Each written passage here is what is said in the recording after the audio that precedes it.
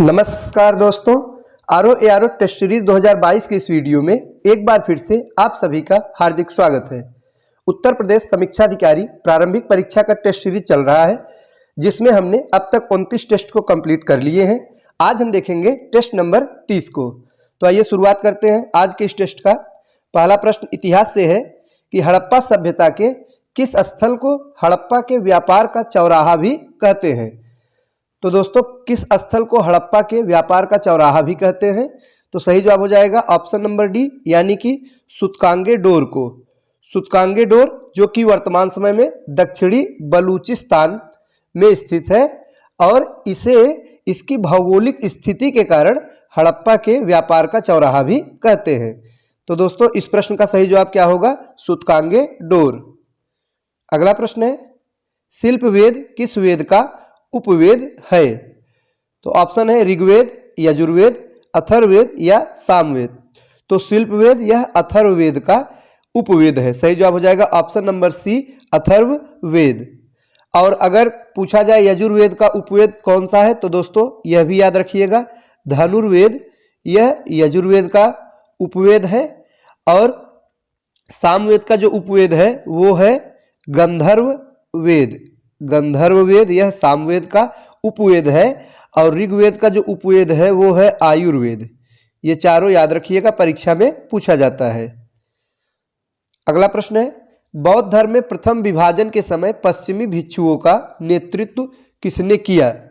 तो सही जवाब हो जाएगा ऑप्शन नंबर ए, महाकच्चायन ने इसका नेतृत्व किया था।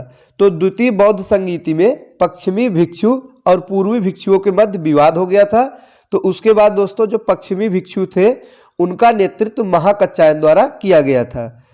अगला प्रश्न है, सिकंदर को किस भारतीय क्षेत्र में आक्रमण के दौरान वहां से 2.5 लाख बैल प्राप्त हुए, जिसे उसने अपने देश भेज दिया? तो महत्वपूर्ण प्रश्न है दोस्तों, और नया प्रश्न है कि सिकंदर को किस भारतीय स्थल से 2.5 लाख बैल प्राप्त हुए थे जिसे उसने अपने देश भेज दिया था? तो वो स्थान है अश्वक राज्य। सही जवाब हो जाएगा ऑप्शन नंबर बी, अश्वक राज्य। अगला प्रश्न है, अमित्र घात नाम से कौन सा राजा प्रसिद्ध हुआ था? तो बिंदुसार। दोस्तों बिंदुसार यह अमित्र घात के नाम से प्रसिद्ध हुआ था। और बिंदुसार कौन था?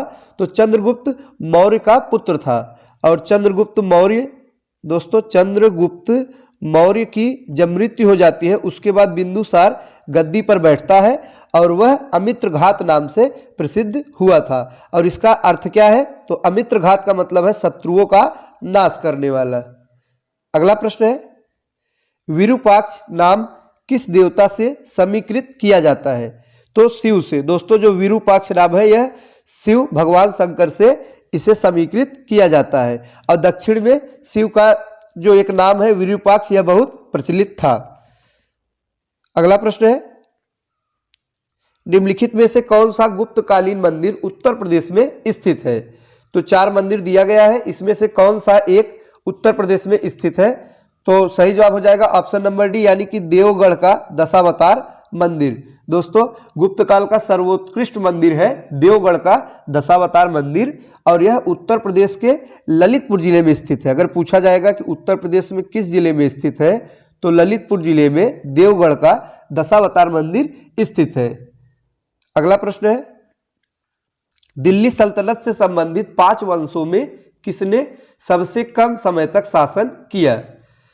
तो दोस्तों दिल्ली सल्तनत से प्रश्न पूछा जा रहा है, तो किस वंश ने सबसे कम समय तक शासन किया? तो वो है खिलजी वंश। सही जवाब हो जाएगा ऑप्शन नंबर बी, खिलजी वंश। दिल्ली सल्तनत पर 5 प्रमुख वंशों ने शासन किया था दोस्तों, और सर्वाधिक समय तक शासन तुगलक वंश ने किया था। अगर पूछा जाएगा सबसे ज्यादा समय तक किसने किया, तो तुगलक वंश ने 94 वर्ष तक शासन किया, और सबसे कम खिलजी वंश ने किया था, और जो 30 वर्ष तक इस वंश ने शासन किया था। और दोस्तों दिल्ली सल्तनत में जो 5 वंशों ने शासन किया था उनका क्रम परीक्षा में पूछा जाता है।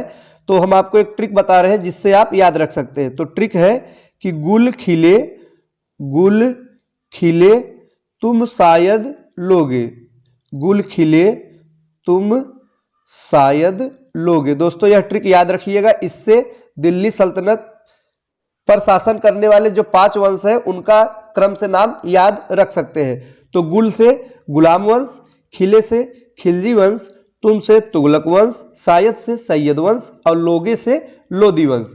तो गुल, खिले, तुम, शायद, लोगे, गुलाम, खिलजी, तुगलक, सैयद और लोदी वंश, ये 5 वंश है जो दिल्ली सल्तनत पर शासन किए थे। अगला प्रश्न है, विजयनगर में आए किस यात्री ने विजयनगर में बहुविवाह और सती प्रथा का उल्लेख किया है? तो निकोलो कोंटी ने इसका उल्लेख किया है। और 1420 में इटली का यात्री था निकोलो कोंटी, जो कि विजयनगर साम्राज्य में आया था। दोस्तों यह कब आया था? सन 1420 ईस्वी में। और यह इटली का यात्री था, यह भी याद रखिएगा। निकोलो कोंटी कहाँ का यात्री था? इटली का था, जो कि विजयनगर साम्राज्य में आया था और उसने यहाँ प्रचलित बहुविवाह और सती प्रथा का उल्लेख किया था। आगे है, मध्यकालीन किस संत ने काशी में जल समाधि लेकर अपने प्राण त्याग दिए थे? तो वल्लभाचार्य ने। दोस्तों वल्लभाचार्य ने काशी यानी कि वाराणसी में जल समाधि लेकर अपने प्राण त्याग दिए थे। और वल्लभाचार्य ये किस संप्रदाय से थे? दोस्तों याद रखिएगा, वैष्णव संप्रदाय से थे, वैष्णव संप्रदाय से थे।